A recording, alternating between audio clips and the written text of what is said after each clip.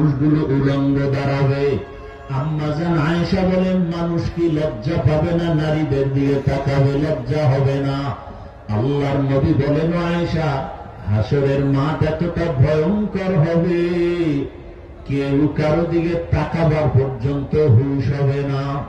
এত ভয়ঙ্কর হবে হাসরের মাঠ।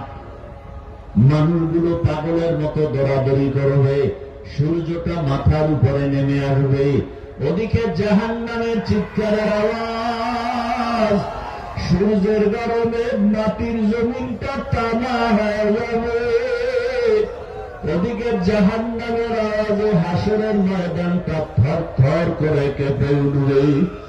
আমার আল্লাহর নবী বলেন, আমার আল্লাহ তখন আমার আল্লাহ তখন দয়াময়ের সূরত পাল্টাইয়া আল্লাহ পাক রাগান্বিত আওয়াজ দিবেন।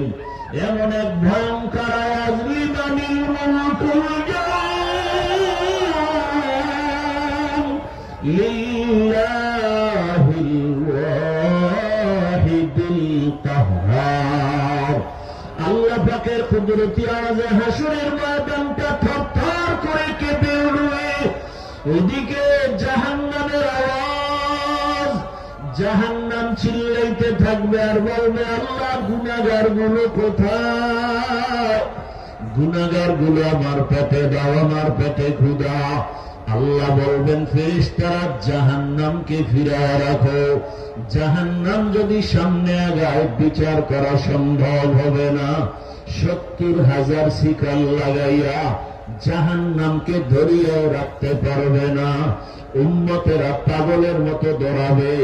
এই অবস্থা দেখে নবী বলেন,